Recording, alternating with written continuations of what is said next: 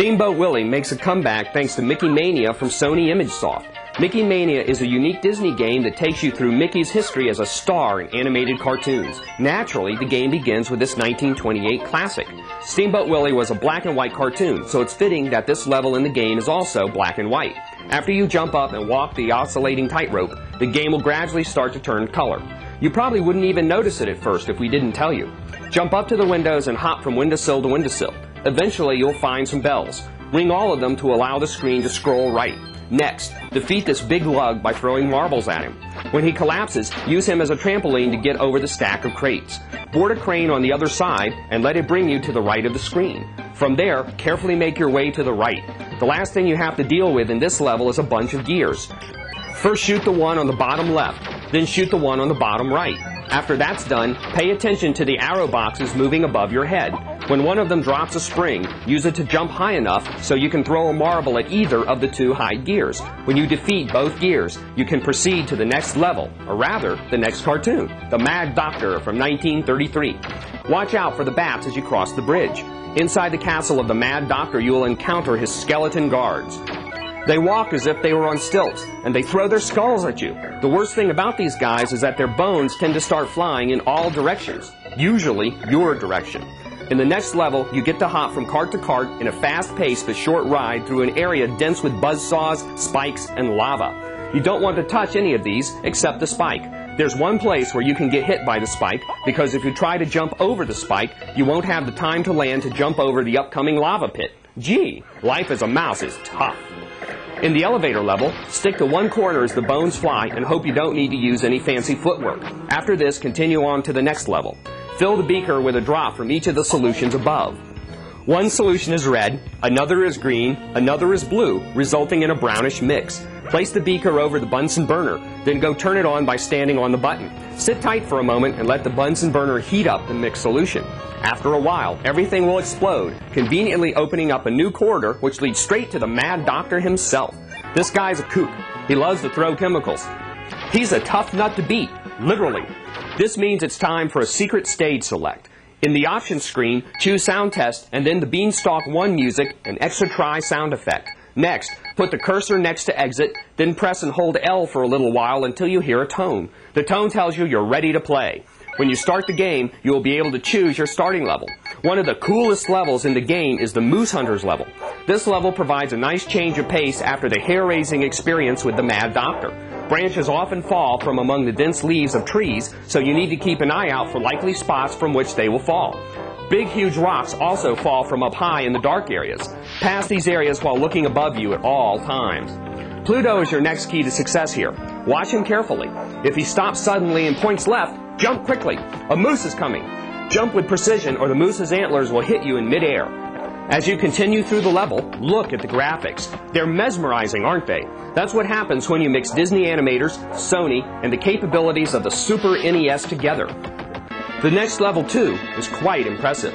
The moose is hot on your tail, and you have to keep up your running speed to escape him. To make matters complicated, you have to avoid rocks and puddles, plus grab apples as you run.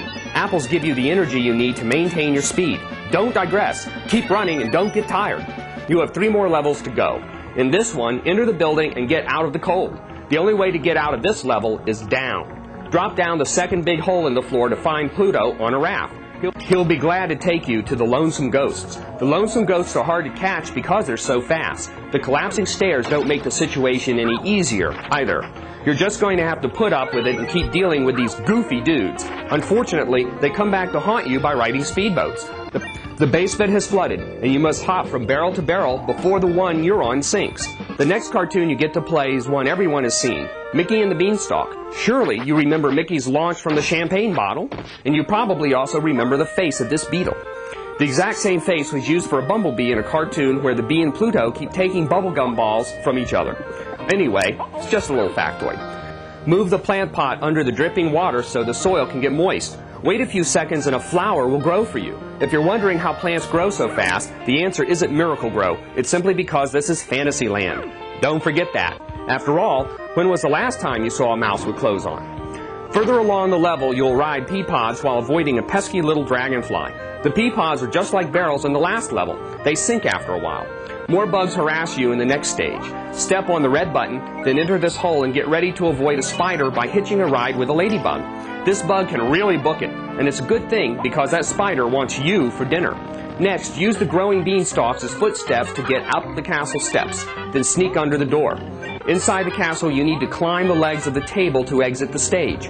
Once on top of the table, you can have fun jumping on the jello or hiding in the Swiss cheese. The golden harp of the cartoon is not in the game, so if you want to hear the song, you'll just have to sing it yourself. Just take the mirrors down first. The last cartoon in the game is The Prince and the Pauper from 1990. Perhaps the trickiest part of this level is swinging from chandelier to chandelier. Here's a tip. Go with the flow. Never go against the direction of the swing. Instead, walk with the swing to make it gain momentum. It's simple physics, and like all physics, it looks easier than it is. Once you make it to the stairs, though, jump up and flip the light switch to the library. The challenge increases from here on, mainly because of the weasels. You've seen these guys before in Who Framed Roger Rabbit. Next, jump on the air pump a few times to blow up a rubber ducky. Board the rubber ducky, wait for the water to flood the room some more, and then head to the right. A cool stage is just ahead, the tower. Reminiscent of the old Atari 7800 Tower Toppler game, this level is a race to the top. Press and hold the jump button throughout this entire level so you can concentrate on controlling Mickey with just the left and right control pad buttons. The next stage is another race to the top. Use the same strategy of holding down the jump button. It's the only way to make it to the top, where some players will find an unpleasant surprise. We won't tell you what it is, so you'll just have to play the game to find out. Boss Pete is very close, and even if you can't make it to him, you can always use the stage select. Pete is a difficult boss, but with our hints, you should be able to win. You start the battle on the left side of the room. Duck your head and wait for Pete to throw a sword. When he does, get ready to run under him, because he will jump in your direction. When you get to the other side, watch out for falling spikes. They usually fall in the same places, so find a safe spot between them and remember it. Next, Pete will jump back to this side again, after which another round of falling spikes will occur. When it's over, Pete will get ready to throw his sword. Sound familiar? Get ready to run under his jump and get back to the left side again. Push the cart full of nails to the right, just enough so it pokes Pete in the rear when he lands on this side of the room again.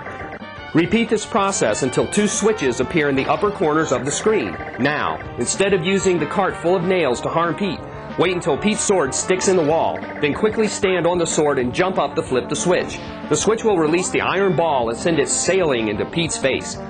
You'll need to go from one side of the room to the other just as before, but now the falling spikes are much harder to avoid. When your life runs low, be sure to pick up one of the stars. They refill some of your energy. Continue the painstaking process of flipping the switch, going to the other side, flipping the other switch, and so on. The reward for all your hard work is only a presentation of the cast of the characters plus these credits.